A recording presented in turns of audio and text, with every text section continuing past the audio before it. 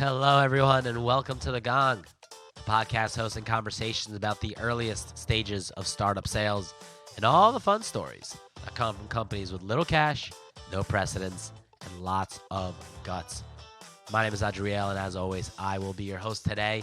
But our guest is the real special sauce because our guest is Andrew Holliday, CEO and founder of Special Sauce Branding. Andrew is a marketing leader with experience building campaigns for companies as large as Wendys and as niche and focused as True Temper Golf. Andrew's real focus and specialty is about how to tell stories to the right people in the right places.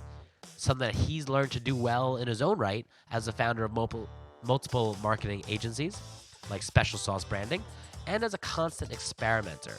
And the skills that Andrew has and the lessons that he tries to put across about how to tell the right story in the right words to the right people in the right ways is the entire challenge of early stage sales. And that's why I am going to keep this introduction short because Andrew's stories and ideas speak for themselves. So please enjoy my conversation with Andrew Holliday.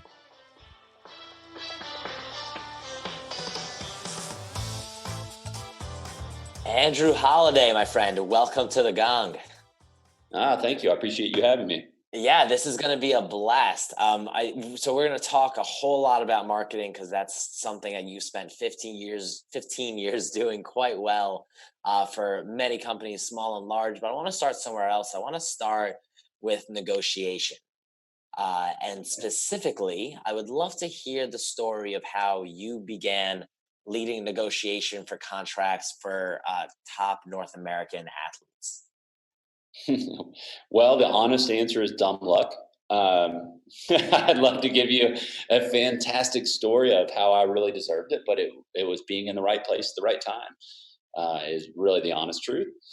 The agency that I worked for was out of a tiny little town in Arkansas called Jonesboro, and somehow the founder of the agency was called Sotox. He had convinced some of the best cyclists and triathletes in the world to let him represent them. And I had arranged one of my older brothers, actually had a mutual connection. It was right after I had come out of college, and he was looking for someone that really fit me to a T, kind of fit the description of who I am to a T. So I went over, and every morning I would get up and drive an hour from Memphis over to the tiny little town, Jonesboro, Arkansas, and work for some of the best athletes in the world who were spread all over the world from this tiny little town in Arkansas. What do you think? So you said that they were looking for somebody specifically like you. What was it about you that they were looking for? So honestly, a big part of it was ambition and drive, and I didn't have fear to tackle things that I didn't know at the time. So those were really the pieces that played in my favor. I didn't mind jumping in and learning on the fly. I didn't mind, I was talking to some of the most, honestly, some of the most powerful people in cycling and in the world of endurance sports, some pretty prominent business figures. But I didn't let that phase me. So the guy that founded it, a guy named Clay Young, one of the things I learned from him was, jump in, and even if you're unsure, at least, present yourself as confident. It's not fake it till you make it. It's more, just be, firm and confident and learn as you go. Yeah, tell me more about that because I find that happened to me very, very often. If you're a college kid starting a company, or if you are in your early or mid 20s and you are leading sales or marketing and you're negotiating against people who are in their 50s and are executives at Fortune 500s, it is very easy to be very afraid or to cringe or to recognize that the power dynamic is not in your favor. And I've been in that situation a lot. So I would love to hear how you, as a young guy doing some of the largest negotiations for an industry as old and powerful as cycling, especially in the early 2000s, I guess Lance was still going strong Yeah. in that time. How did you think about being the young guy surrounded by all these seemingly older, more sophisticated, wealthier, more powerful people? Yeah, so I think it's a couple things. One, don't pretend that you do know everything because you don't, but don't be afraid to really be aggressive and learn on the fly. I tried to pick up a lot of, and I did learn a lot. That it's really funny that that job so long ago transpired, and it actually resulted in where I live today. I live in Boulder, Colorado. I never would have known about Boulder had I not worked there. It actually is where I found and met my co-founder of Harvest, which is the agency I founded when I left So Talks. And there's so many different parallels to how that job ended up playing out in the rest of my life. It's kind of funny. And one of the big things I learned from Clay, the founder of that, was you know be aggressive and have a desire to learn and go out there and don't be afraid to talk to anyone. Stand. Even if you're learning, even if you're still on the way up, your passion and your hunger are things that a lot of the people that are further along and have been doing this for a long time can't match. And I've used that repeatedly as an advantage in my companies. Yeah, what were some of the conversations that you found yourself having, the negotiations you found yourself in when you were Yeah. negotiating on behalf of these contracts? What do those conversations look like? So a lot of our pools, to kind of give you a little bit of the basis, is a lot of the people that we were working with were professional cyclists. And for professional cyclists, you have different types of riders. And then and just in cycling in general, it's somewhat like a team sport because you have to negotiate their primary rider contract. And then a part of our job was also going out and finding sponsorships for them, and negotiating their sponsorship agreements. So those are two drastically different things. But both of them share a little bit. And actually, I say that's where my marketing career really started. I got an advertising degree, yes, but really my marketing career started when I was negotiating those contracts. They actually, it's as funny as it sounds, contract negotiation is a lot like marketing. When you're negotiating, for instance, a primary rider contract, so the team, like you mentioned, Lance Armstrong, we represented several people that rode on the same team as Lance. One of them being kind of the largest, I would say, American cyclist at the time outside of Lance, a guy named George Kincapi. And when we're negotiating those contracts, kind of like in marketing, you're trying to figure out is what can I give them to make them feel like they're winning. That's one aspect of it. Trying to figure out, okay, great. Here's what the other side really wants, and here's what I really need. What can I give up to get the things that I really want? And then the other aspect of it, again, like marketing, is how can I create a sense of urgency? What do I really have that makes them want to act? So, and I think I mentioned this earlier, but there are different types of riders. There's the domestique, there's a sprinter, there's your stage race, your climber. Well, looking at the team that they've already signed, do I have one of those? Do I have a super domestique that they absolutely need? Like talking about with the team with Lance is, do I have a super domestique that's going to complete the team and help Lance go out and win the tour? Which was their primary goal every year. Oh, yeah, I'd love to understand better. I think the point you made is so accurate, where when you're negotiating against somebody, especially when it seems like the power dynamic is off, which is pretty much always the case when a young startup or a young person is negotiating against a large company or an older individual. There's two things that you mentioned that I like. The first is coming in with confidence, but not arrogance. Being able to draw the line in the sand, but having it be thought through in advance and having it be somehow advantageous to both sides. But I think even more importantly is recognizing that what you want is different than what they want. So perhaps what all that you want is a really big check. To them, there's obviously a lot more than the loss of money that they're thinking about. They're thinking about whether you're negotiating the contract, whether they're getting the right kind of rider, or when you're doing this on behalf of your marketing agency, if they're going to have uh, better a better website or more sales or the right marketing agency later on. What kind of questions do you like to ask uh, prospects or clients or people on the other side of the negotiating table to begin to understand what it is that's important to them? And so you're not working off of as many assumptions, but you're working off of what they're telling you. And If it helps, maybe a specific story of a negotiation may drive that point home. Well, it's kind of funny. I'll actually go back to that original job with Sotox, and one of the other type of contract that we negotiated was sponsorship contracts. And with a sponsorship contract, really what you're trying to do is you're trying to find out what that business is trying to achieve with the sponsorship.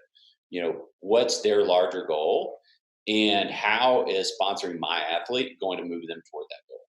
So, for, let's say, Red Bull, when I was negotiating a contract with Red Bull, at the time they didn't have triathletes and they're considering moving into triathlon. We represented the only American to win the Ironman triathlon in a very long time, and he was the two-time reigning Ironman world champion. So we had a very valuable asset that helps them, immediately gain credibility inside of the triathlon market and move toward that goal of breaking into basically an entirely new sport for them. This was still fairly early in the Red Bull athlete sponsorship days. That's no different than the approach I take with businesses now. Really, yes, technically I'm in branding and marketing, but a lot of the value I end up bringing for clients is helping them align their business, their brand, and their marketing. So before I can do anything with their brand or their marketing, I have to understand their business. I've got to understand what is the big, hairy goal that you're trying to achieve with your business. And okay, here's how we're going to use your brand and your marketing to help you get to that goal. And I would say the same thing with any startup. I talk to a lot of startups about this. Don't think about you, think about your customer. It's what are they trying to do, and how are my expertise going to move them closer to that? My product, my expertise, my service.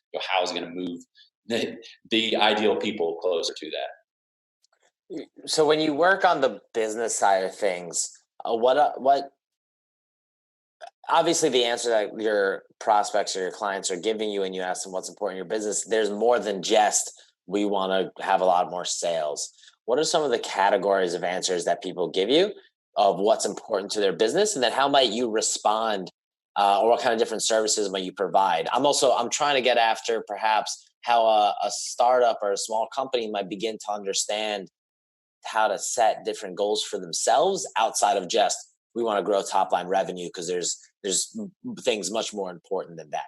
Absolutely. So I use a pretty simple, so my process starts with an intake survey. I call it an executive alignment survey. And I send it out. I intentionally don't have a meeting to start things or do things face to face, because meetings and face to face is going to be dominated by the most, or the loudest voice in the room typically. And if you do it via survey, you get a lot of fantastic feedback.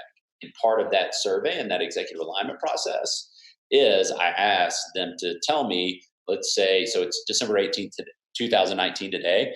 I always go 2 years exactly out in the future. Say, pretend that it's December 18th, 2021. What is the, your ideal picture of, what's the, I'll use my company, for example. What's the special sauce you want to exist? Tell me your sales. Tell me how large your team is. Tell me, exactly who your customers are. And I have them break it down very precisely. And what this does is it allows me to see, A, is everyone in this company aligned? Are they walking in the same direction? Because if they're not, this is a fundamental issue. And I would highly encourage all startups to do this. Do it independently. Don't do it in the same room. Go fill out your vision for where you want to take the company. Come back, compare it, and make sure you're all going in the same direction. Once you've got that, you can work backwards. You can say, okay, what are all this, what are the positions that we need to create? I mean, this even goes back to the E-Myth, that book, where he has you write out the positions that you need filled. Even if you're a one-person organization at the time, to get to your eventual goal, create job descriptions for all of those positions that you need eventually, so you'll know exactly how to fill them. And then say, okay, we want to get to X number of sales. Well, what type of marketing are we going to use? And let's build the systems that take us there. So by laying it out, and I find that 2 years is the perfect number. 2 years, you're not too far into the future where it just seems intangible and unreal. And 2 years is far enough out that you're not caught up in the immediate fires. You can think about, okay, 2 years is that that perfect happy medium where I can think about exactly where I want to Yeah, 2 years feels, even for a company that's 2 years old, 2 years feels like a semi-manageable timeline to somehow imagine. be. Exactly.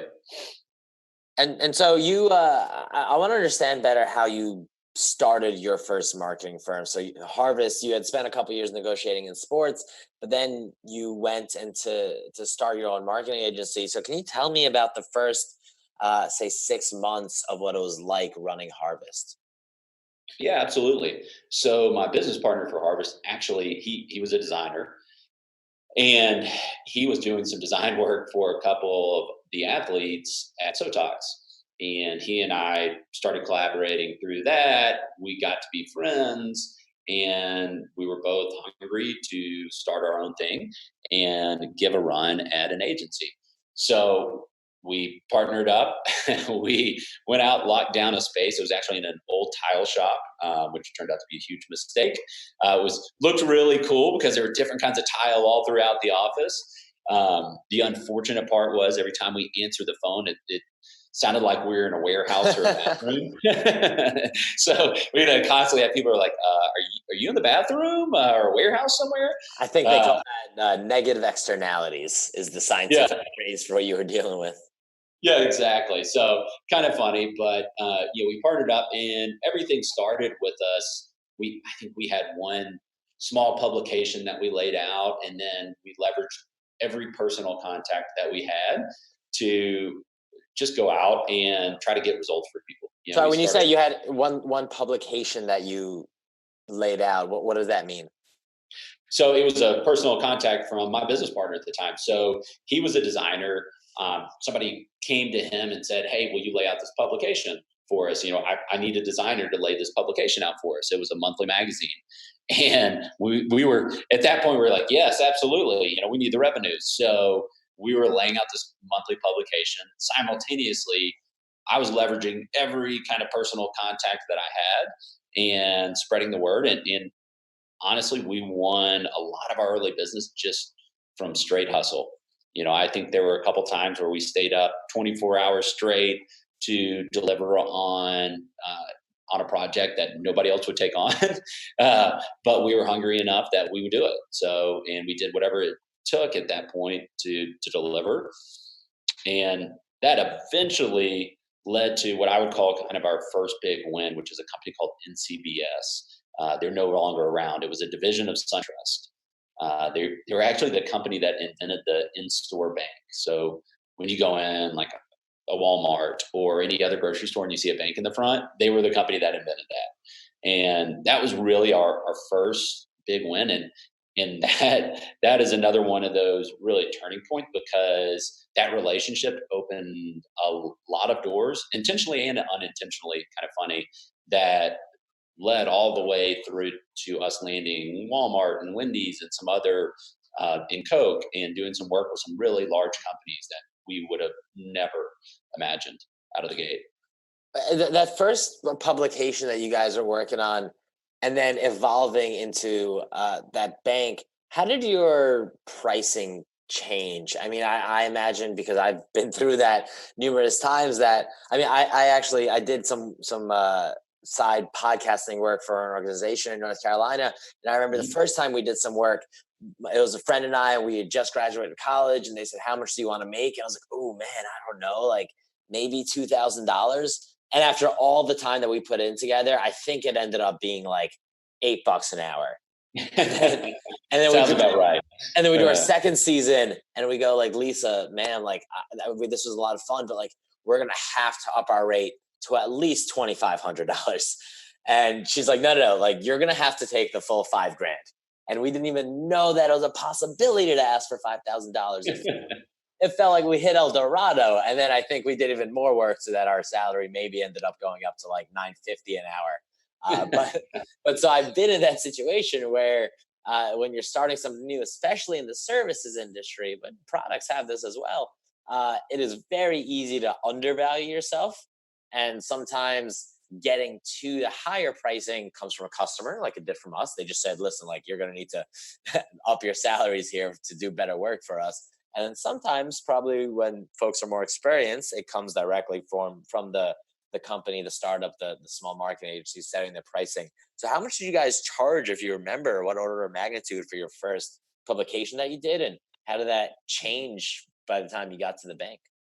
I don't remember what we charged for that publication, to be honest with you, out of the gate. But I can absolutely tell you that pricing, the way, how much we charged, how we charged, all of that was a constantly evolving story, I would say, as our agency grew. We definitely tested out different pricing methodologies, from pricing hourly to pricing by project to retainer to all different forms and fashions of pricing. And we had to earn higher pricing. We couldn't come out of the gate and command a huge premium. We had not done anything to justify that at that point. So we did the best we could to figure out what a market rate was, and keep ourselves in there. We definitely didn't go in. And the one thing I will recommend to anyone is, don't go in and lowball to win a job, because you will never be valued. You'll be commoditized. And there's two pieces of advice I have for people. If you are in the client business, one, don't charge hourly. Figure out how to productize your service and deliver a result, not hours. If you work for hours, eventually they're going to try to find somebody that'll do it for cheaper per hour. And honestly, when you deliver an hourly bill, there's always surprises. No matter what you think, both sides are thinking like, oh, wow, I gave them a great deal. I knocked off a couple hours. And the person receiving it's like, wait, this is more hours than I thought. And they're completely caught up in how much they're paying per hour, instead of that fantastic end result that you are trying to get them. So if you do a project-based pricing and you can productize your service, significantly better for your business. Number one, you can become more efficient. You aren't penalized for working quicker, so you aren't paid less. It's easier to scale and take and grow, and plus your clients will be happier. At least in my experience, I have always seen that hourly relationships end well, and that's something we had to learn. I mean, don't end well, excuse me, but that's something we had to learn over time. And it just took a lot of projects, and then as far as how much we charged, that was ever evolving. That we had to earn charging more, and as we started becoming more and more experienced, we started having higher demand. We naturally rose our prices. What kind of advice would you give somebody, or actually, let me put it this way: you started a new agency fairly recently.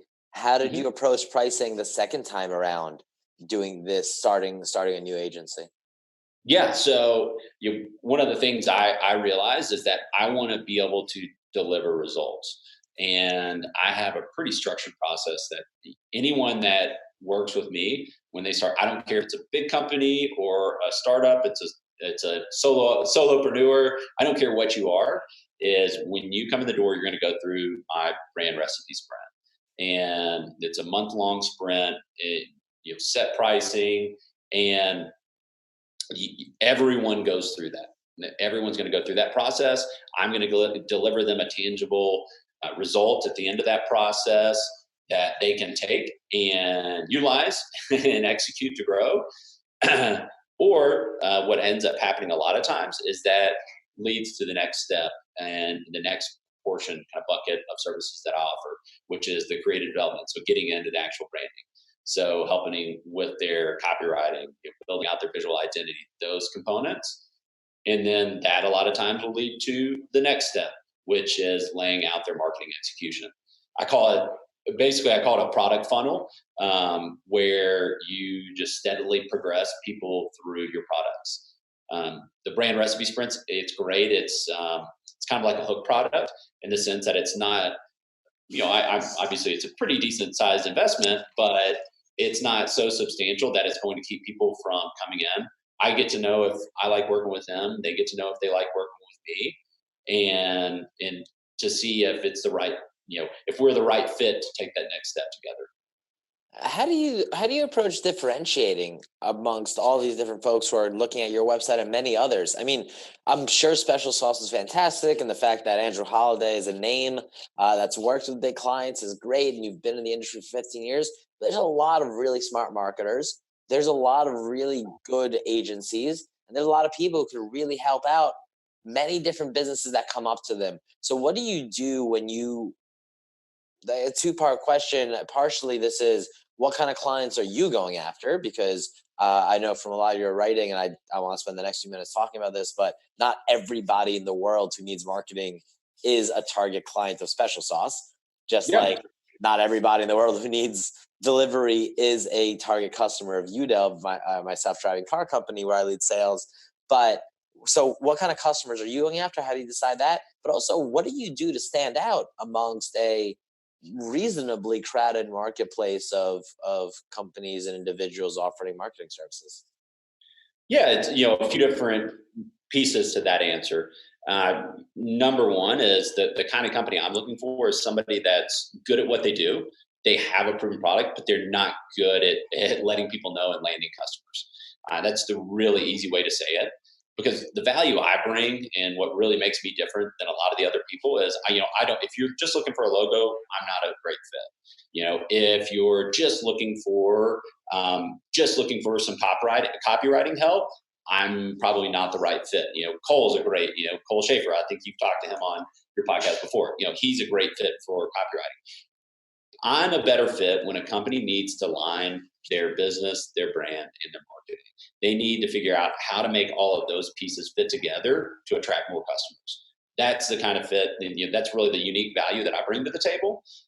I'll give you an example. A client that I currently work with is they came to me, and originally this is how a lot of my initial inquiries, right? Hey, we'd like some help with our marketing. Well, when I get in and I start talking to them and I take them through that executive alignment process, I was able to, the company I'm referring to right now company was called Pennington and Bales. And they've been around for a pretty long time. They're established. They sell collegiately licensed products, shirt, apparel, basically. But I went through and I looked at their product sales, and which is one of the things that I do, and identified that you're selling well over 100 SKUs, but it's these 5 basically that are generating 90% of your sales. Why are we selling all of this other stuff? So taking that, and they were like, you're right. We kind of just needed somebody outside to tell us that, but you're right. So we took that information, we rebranded them from Pennington and Bales to Fan Pants. So renamed the company. We totally refreshed their identity, launched them into a much kind of more playful and much more lighthearted than the very preppy, I would say somewhat stiff kind of brand they had before. So it better fit the collegiate market. And then we rebuilt their website, which they were on Magento. It wasn't a good fit for them. We moved them over to Shopify, able to cut like $40,000 of overhead just from moving their website and trimming their product portfolio down, and have totally relaunched and revitalized their business. There were several other aspects that we did in that process, but I'll save you. I won't make you listen to all of it, but that's a prime example of really the value that I'm able to bring to the table. I've had a pretty good amount of experience with a lot of different companies, and I can be that perspective that they need to say, okay, here's your business goals. Like I said, I always try to lay out their business goals. Here's what we need to do from a brand and a marketing perspective to get you to those goals.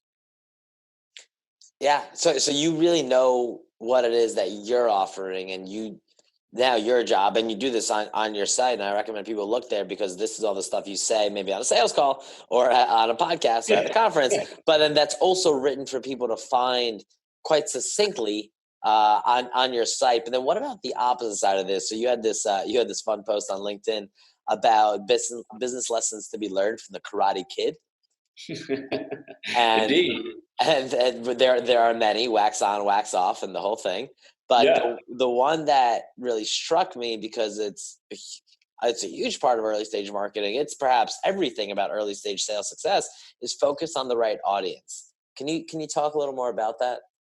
Yeah, absolutely. If you try to target, if you try to speak to everyone, you speak to no one. That's the simplest explanation of it. In the Karate Kid article, I jokingly referred to, compared Daniel didn't need to win over everyone at the school. The Cobra Kai basically were the popular kids. Everyone in school loved them. So Daniel didn't try to go after everyone. He just went after Allie. That was the smallest viable audience that he needed to be happy and to be successful.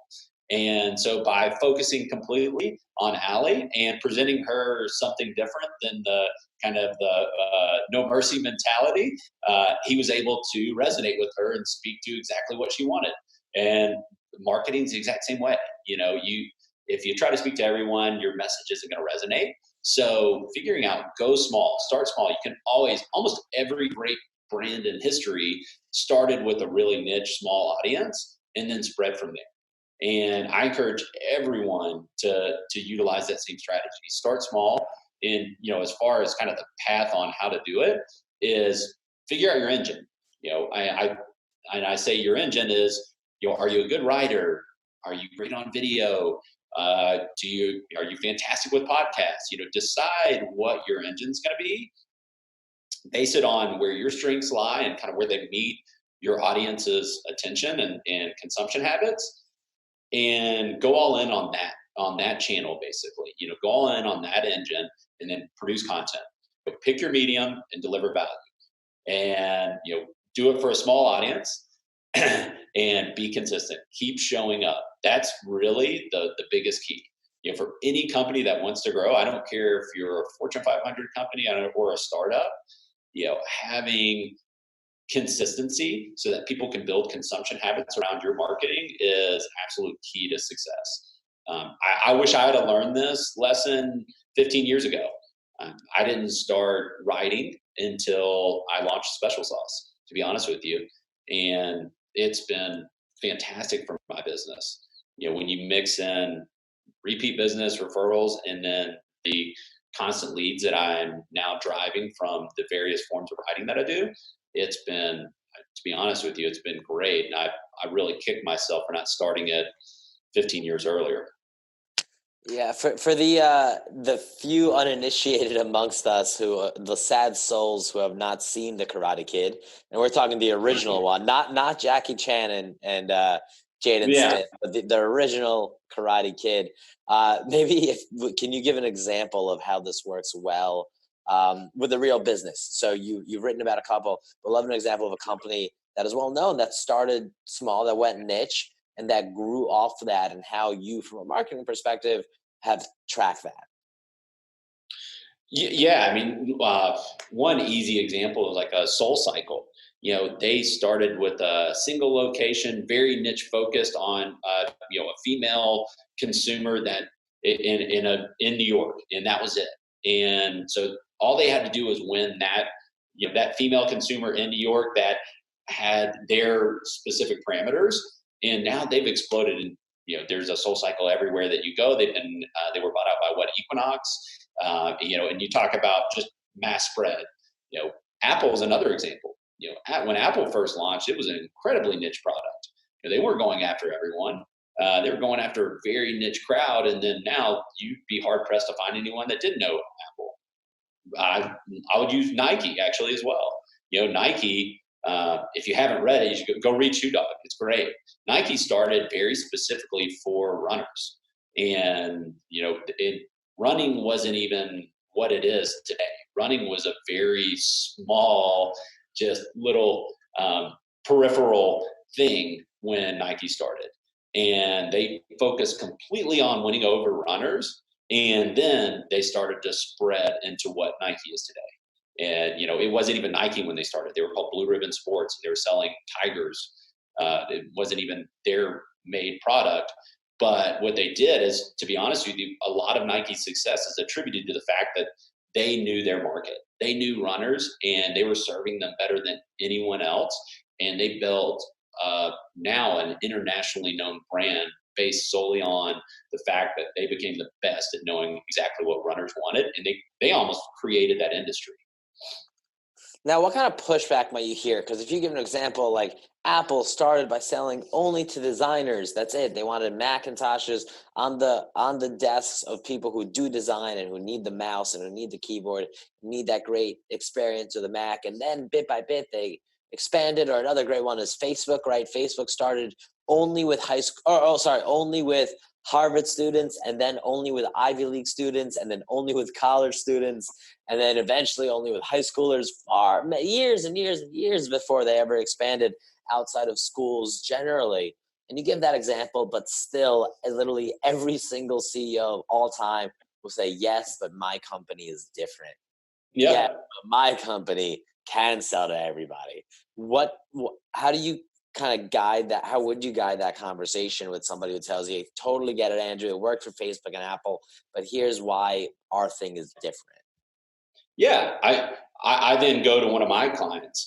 I'll use a very small company. I say, okay, great. If looking at the large companies it's too hard for you to picture, I use some of the clients that I work with now. I have a company that's in basically it's vacuum coating industry, and they have a fantastic product. They're probably the best in the industry at what they do, but they completely lacked focus on who their customer was.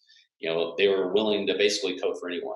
Just by stepping in and helping them define, here's our niche, here's who we're going after, here's who we're going to win, it's completely revolutionized their business. Now we put out content that resonates with the people that they're trying to reach. We're getting coverage in different publications because they're speaking specifically to what these publications want and need.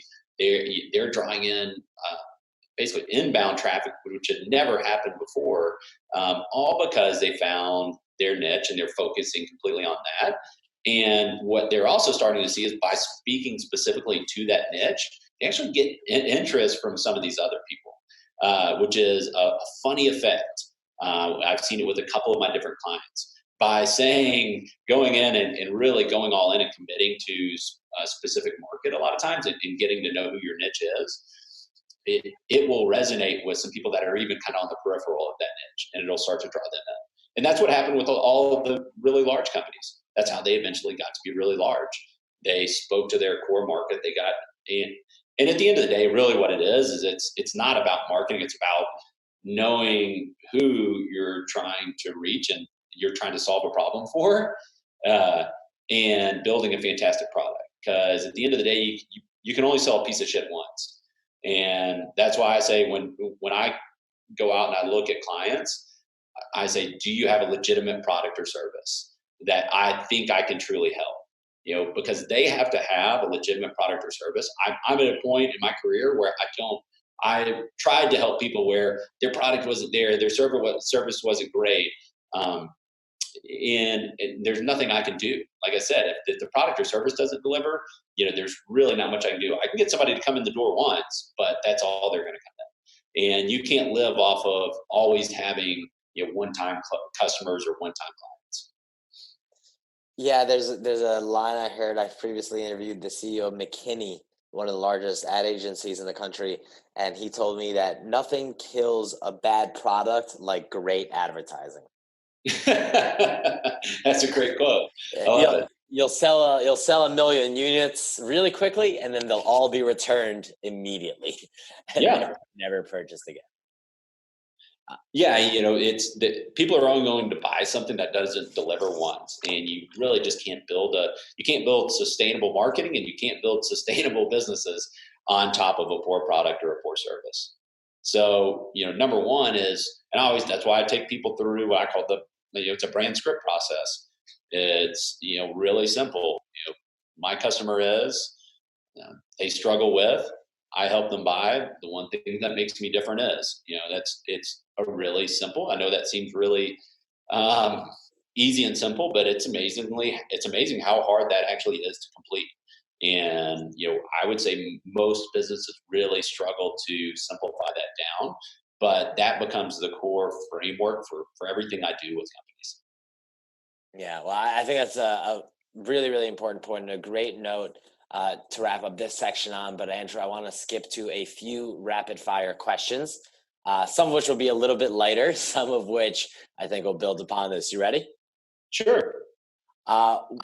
First question, are there any sales or marketing or startup books that have been particularly helpful to you?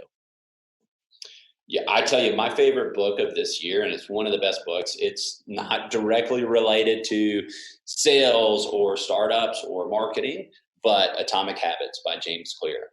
I think it is a fantastic read, and I think it's a principle that every business and every marketer should take to heart. I actually think it's one of the most practical books I've read in a long time. I would put it as my number one of the year for sure. It's amazing how it walks you through basically the development of habits and the compound interest effect that everything can have. When you combine that with a book like The One Thing and a couple of the others that are out there, there's a lot of powerful principles in there.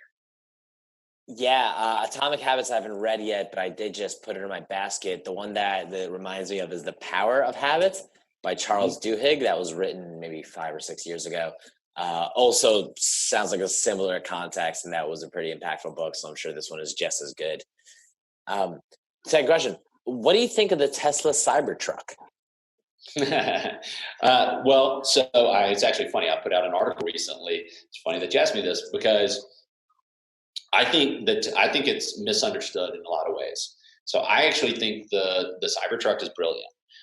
Tesla could have gone out there and they could have put out just an actual truck, something that competes with other trucks. But instead, what Elon Musk did is he went out and created a category of one. This is, it's not just a truck, it's the Cybertruck.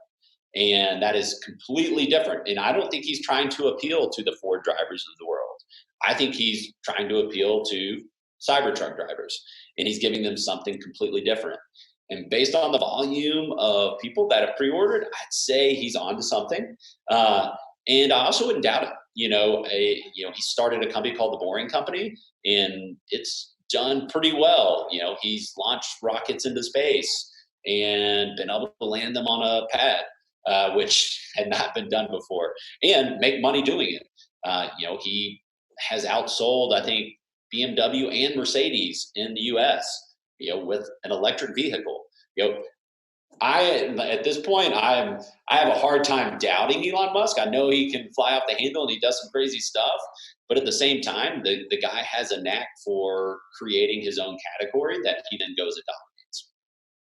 Yeah, that's right. And I think he's beginning to use that as leverage in his product making, almost like it's just almost hero worship now that anything Elon does is untouchable and it must be perfect because Elon did it. So even if the so perhaps that comes of it. But hey, no judgments here. I'll take a Cybertruck. Why not? I know a lot of people hate it, and I'm not saying I personally like it, but I think it's a brilliant decision on their part not to go out. They could have done something like Rivian and a Ford, and those are all just variations of the same thing. Great, you're a Ford driver, you're a Chevy driver, but what he did is he created something that's completely different. It's for a very different person. He's not trying to sell to the Ford or the Chevy or the Ram driver. He's trying to find Cybertruck drivers. He wants that group of people, and he's creating basically an entirely new category. Yeah. Andrew, what is the sale you are most proud of landing?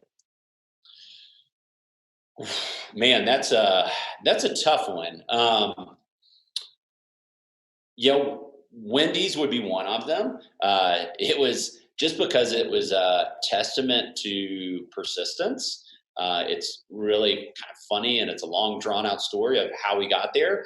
But I would say just how hard we worked to land that, how persistent we were to land the Wendys work, and everything that went into landing that would be, I would say, and the work that we did, I think it's probably some of the most visible work I've done in my career. So all of those factors, I would say probably Wendys. Awesome. I bet that was a lot of felt really good. Yeah.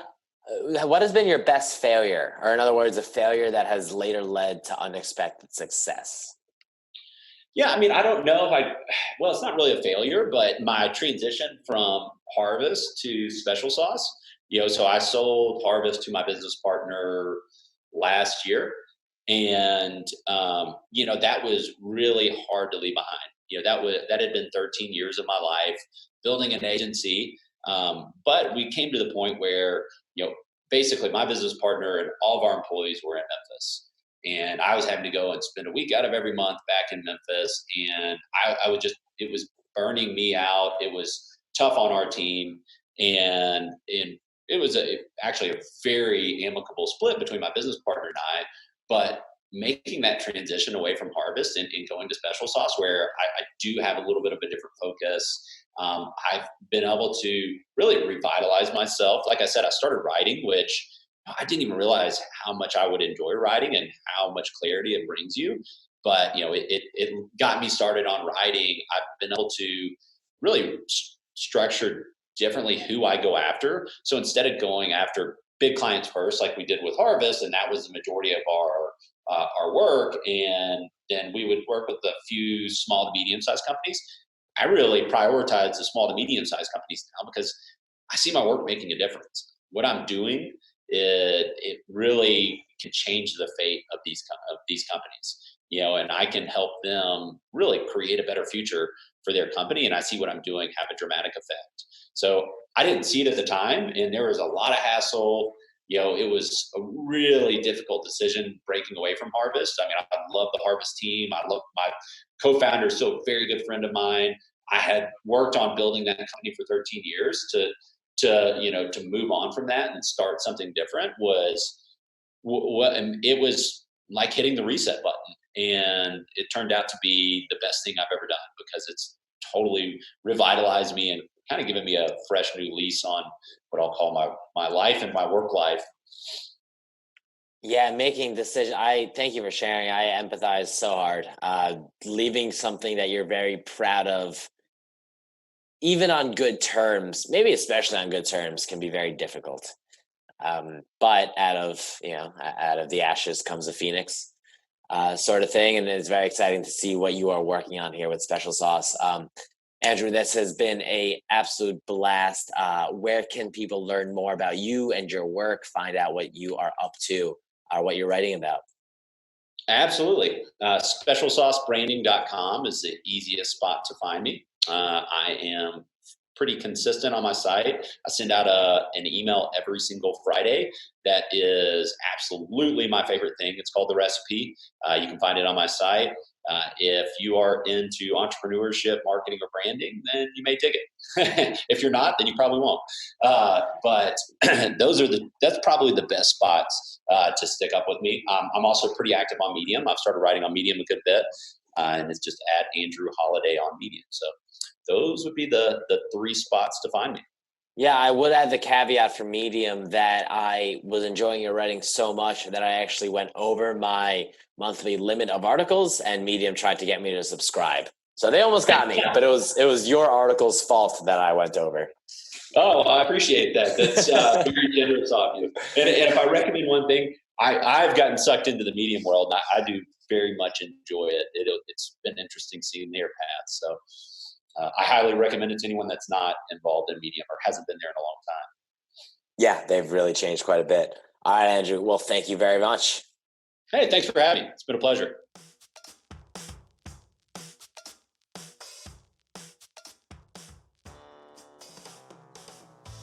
Well, there you have it. Andrew Holliday, ladies and gentlemen. If you want to learn more about Andrew, check out his LinkedIn where he writes a ton of posts, or visit specialsaucebranding.com to see Andrew's magic at work. If you like what you heard today, leave us a review and a rating, or find me all over the interwebs at A Lubarski2. Until next time, happy selling.